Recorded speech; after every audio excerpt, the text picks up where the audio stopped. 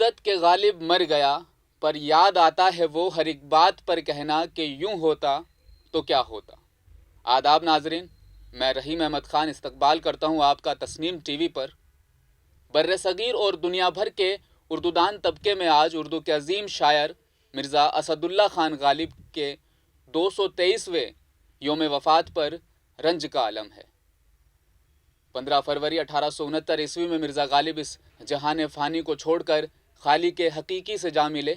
مرزا اسد اللہ خان غالب 27 دسمبر 1797 عیسوی کو کالا محل آگرہ میں پیدا ہوئے، اور آپ کے والد کا نام عبداللہ بیگ اور والدہ کا نام عزت النساء بیگم تھا۔ 13 برس کی عمر میں آپ کی شادی امراؤ بیگم سے ہوئی، لیکن غالب کی کوئی اولاد بھی پیدائش کے بعد زندہ نہ رہ پائی۔ ان سانحے کا غالب کی طبیعت پر گہرا اثر ہوا، اور اس کا رنگ شاعری میں بھی نمایاں نظر آتا ہے۔ دہلی میں پرورش پانے والے غالب نے کم سنی ہی میں شاعری کا آغاز کر دیا تھا۔ غالب کی شاعری کا انداز منفرد تھا، جسے اس وقت کے استاد شعرا نے تنقید کا نشانہ بنایا اور کہا کہ ان کی سوچ دراصل حقیقی رنگوں سے عاری ہے۔ مرزا اسد اللہ خان غالب نے دیوان کے ڈھیر لگانے کی بجائے بہترین شاعری کے حامل چند ہزار اشعار اپنی زبان سے کہے، اور ان کے خطوط کو بھی اردو ادب میں خاص درجہ حاصل ہوا۔ غالب کی شاعری میں روایتی موضوعات یعنی عشق، محبوب، رقیب، آسمان، آشنا، جنون، انسانی معاملات، نفسیاتی فلسفہ، کائناتی اسلوب اور ایسے ہی دیگر انتہائی عمدہ اور منفرد انداز میں بیان ملتا ہے۔ غالب کہتے ہیں، سبزہ و گل کہاں سے آئے، ابر کیا چیز ہے، ہوا کیا ہے۔ مرزا غالب اپنے اس انداز سے یہ باور کرانا چاہتے تھے کہ وہ اگر اس انداز میں فکر اور فلسفیانہ خیالات عمدگی سے باندھ سکتے ہیں تو وہ لفظوں سے کھیلتے ہوئے کچھ بھی کر سکتے ہیں۔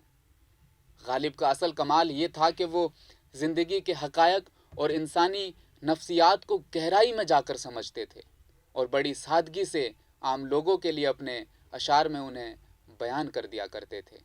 نثر کے میدان میں غالب نے کوئی فن پارہ تخلیق نہیں کیا، لیکن منفرد انداز سے خط نگاری کی، اور یوں غالب کے خطوط اپنے آپ اور اپنے لہجے میں اور اپنے انداز بیان میں شاعرانہ انداز کی خاصیت اپنے اندر لیے پھرتے تھے۔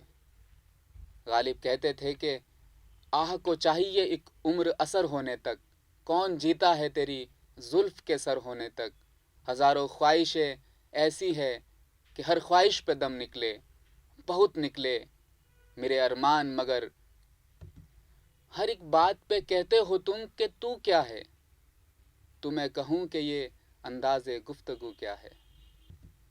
غالب کی شاعری اور نثر نے اردو ادب پر گہرے نقوش چھوڑے، اور انہوں نے فارسی اسلوب کے علاوہ سنجیدہ اور سلیس زبان میں بھی نہایت گہرے اشعار پیش کیے۔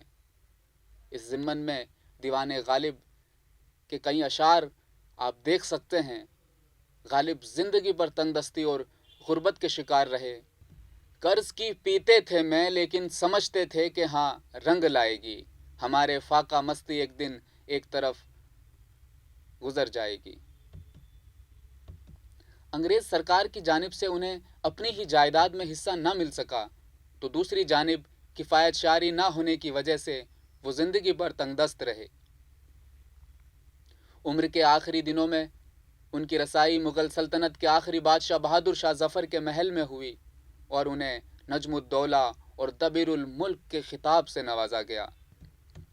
اس کے بعد جنگ آزادی کے سلسلے میں گلی گلی جنگ چھڑ گئی اور دہلی کو تاراج کیا گیا۔ بے شمار لوگوں کو انگریزوں نے سر عام پھانسی دی، جس نے مرزا غالب کی نفسیات کو جھنجھوڑ کر رکھ دیا، یہاں تک کہ خود مغلیہ سلطنت بے عمل ہو کر رہ گئی تھی، اور اس کے بعد پورا بھارت انگریزوں کے قبضے میں چلا گیا۔